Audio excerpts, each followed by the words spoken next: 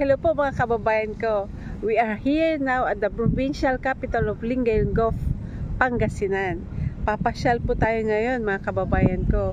Sa mga nasa ibang bansa, ito na po yung ating bagong Lingayen, Pangasinan ng ating provincial capital. Ang ganda po ang naging outcome niya, yung pagbabago niya.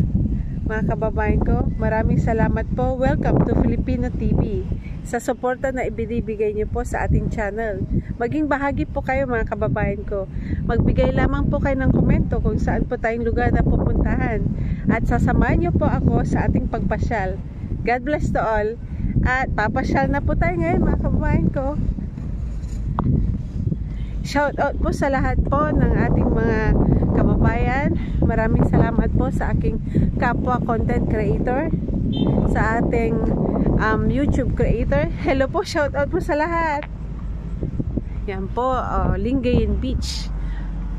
General Lloyd Wheaton landed his troops on November 7, 1899. Dito po kasi dumaong ang ating Douglas MacArthur began his campaign on January 9 for the liberation of Luzon from the Japanese invaders. Ali, nag-open inaugural na po sila kaya lang di po tayo nakapag-witness dahil mayroon po tayong trabaho. Dahil po sa renewal po ng ating permit. Yan. Ganda po mga kababayan ko. Shout out po sa mga OFW po natin. Hello po. Mabuhay po kayo mga kababayan kong OFW. Nasa Hong Kong. Nasa ibang bansa. Hindi ko po masabi. Sa Canada. Hello po. Shout out po sa lahat. 1945.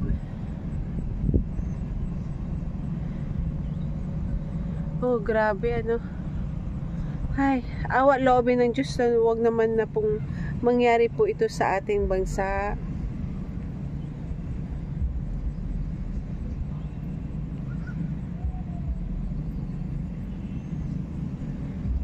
Ang governor po dito sa ngayon po nakaupo ay si Governor Ramon Gico Jr.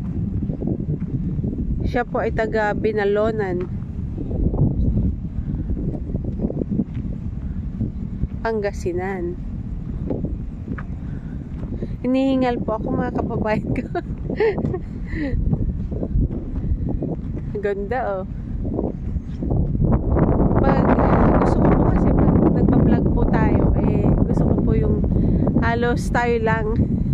Kasi pag marami pong tao, hindi po ako syempre iwas po tayo sa mga maraming tao dahil po sa minsan yung mga iba ayaw po nila makuha na ng camera para po iwas po tayo sa complain. Yan, ito po yung magiging dancing fountain. Ang lawak, ang ganda.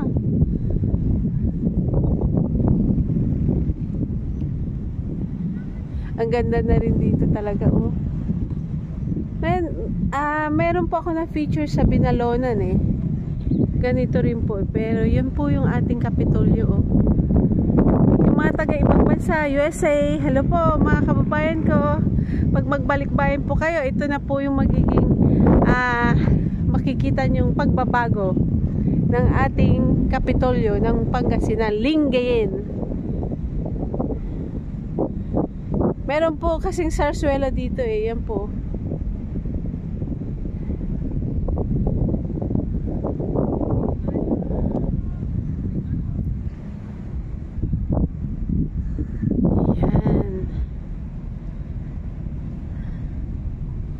Bali, itong bagong governor po natin is parang 3 years po yung term niya. Tapos matatapos na po yung term niya. Itong mag-election na po kasi sa May. Parang tamang-tama naman na natapos niya itong kanyang proyekto.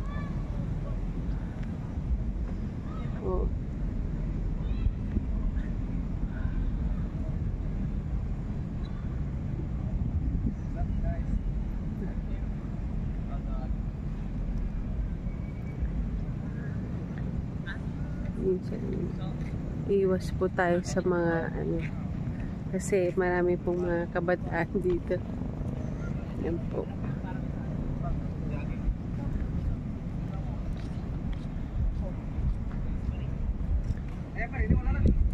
Umiiwas po tayo sa mga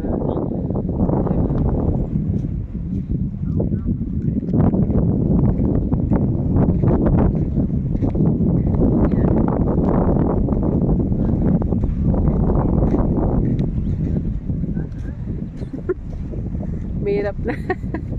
Kasi ano po, kasi dito po sa Lingayen, bali meron na po nabalitaan na ano, syempre yung mga kabataan po kasi ngayon gala-gala. Yung kapulisan naman po natin is nandito naman po. Yan po, ang ganda oh. Meron po, hanggang ngayon po, meron pa po ito. Kasi hanggang Valentine's po, mahaba ang Christmas po sa atin sa Pilipinas. Hanggang Valentine's na po ito. Ang ganda.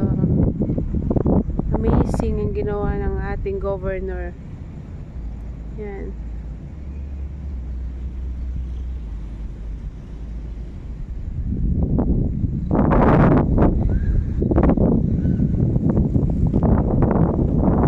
Akala ko nga hindi na ito matatapos eh.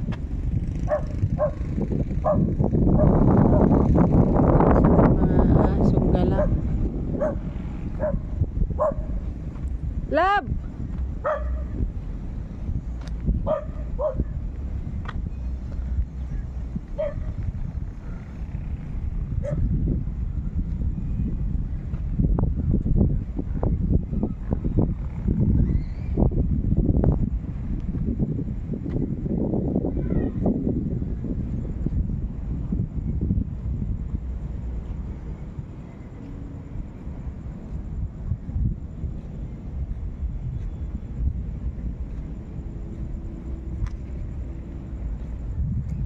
Pala yung mga manhole pag lumalabas na yung ano, di parang daigin niya yung ano, nasa saan ba yung pinasyalan din po natin na isa na hotel, dinaig, parang dinaig niya ito kasi diretso po ito mga kababayan ko.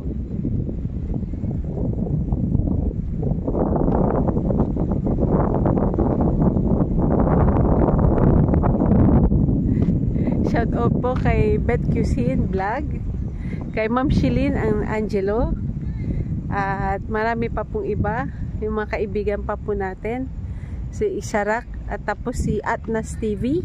Hello po sa inyo pong lahat. Awa loobin ng Diyos na makapasyal din po tayo sa inyong lugar at dito po sa aming lugar sa Pangasinan. Sa Pangasinan pa nga po tayo, pero sa susunod po na vlog po natin is pupunta po tayo sa La Union, part ng La Union naman. Yan. Hanggang December, hanggang February na po ito mga kababayan ko. Alam nyo naman po tayo na Pilipino masayahin po tayo kahit na ano po yung mga naging problema po natin sa buhay. Tuloy po ang buhay natin, tuloy-tuloy lamang. Basta pag may hangin pa po tayong hinihingaan, ay napakapalad na po natin. Let us pray together para po sa ikaliligtas ng Mount Katlaon na residente po doon, at sa yung forest fire ng state of California. Oo nga, tuloy-tuloy naman po yung sunog doon. Minsan po nagkakaroon din po tayo dito dahil sa tindi ng init. Diretso po ito na fountain. Yan, diretso po ito. Dancing fountain. Laki, no? Still ang gawin pa po yung ano, paggawa.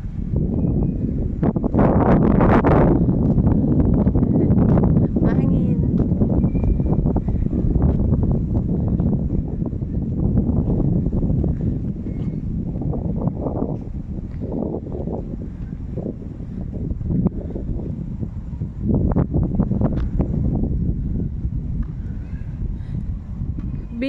minsan po kasi mga kababayan ko, pag may mga bagong upo na leader, syempre may mga gusto nilang baguhin for modernization nga.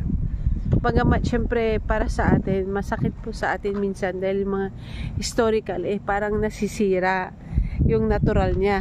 Pero syempre nag-i-improve naman po tayo, tapos tignan nyo naman po mas marami namang puno din na nare-reserve.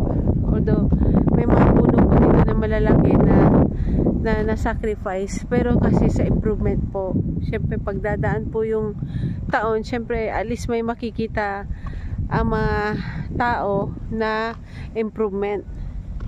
Dahil po syempre ito po ay tourist spot na po ito. Nakakatulong din po ito sa atin. Lalago po yung ating ekonomiya. Tapos election na naman po.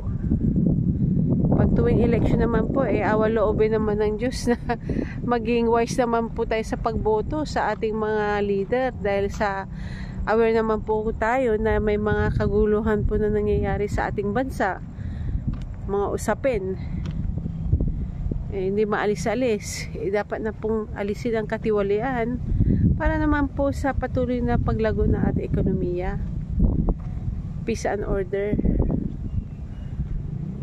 Nanibago po ako. Kasi ito po ay yan po. Doon po tayo galing, oh. Doon po tayo galing. Nahingal po ako. Ito, nanibago po ako kasi ito po yung yung kumbaga forest, parang forestry po dito sa part na ito. Minsan tinitingnan ko, inaapakan ko, baka mamaya manhole na. Kung ano po yung plan, yun may mga dito.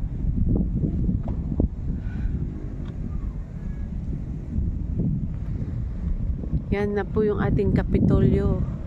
Siyempre, ang nag-design po dyan ay Amerikano.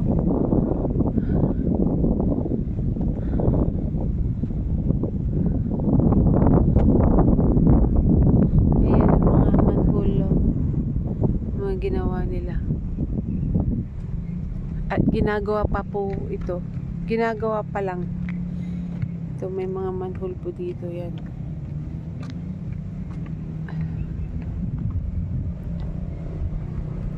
Nag-excavate pa po ito na-excavate pa po nila.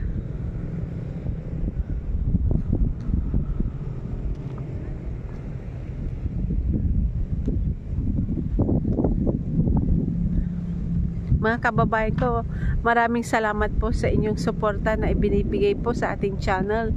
Ito pong channel na ito, ang purpose po nito, ipanapakita po natin ang tungkol sa ating bansang Pilipinas.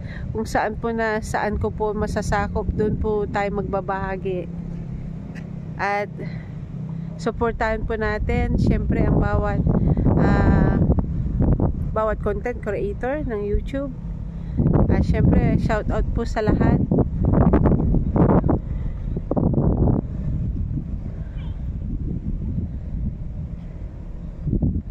Part 2 po tayo mga kababayan ko dito, dahil hindi pa po tayo tapos. Malawak po ito. Hindi pa po natin naabot pa. Doon pa po tayo pupunta, doon. Yung pa po, yan.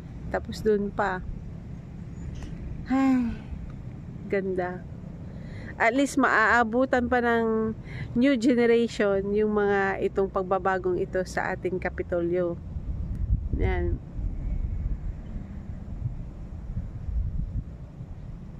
Thank you very much po mga kababayan ko. Sa part 2 po tayo. Part 1 po ito mga kababayan ko. Thank you very much. God bless to all.